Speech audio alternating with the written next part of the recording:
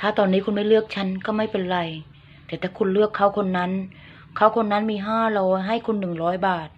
ส่วนฉันมี500ฉันสามารถหาให้คุณได้5 ล้านบาทแต่ต้องรอให้ฝนหยุดตก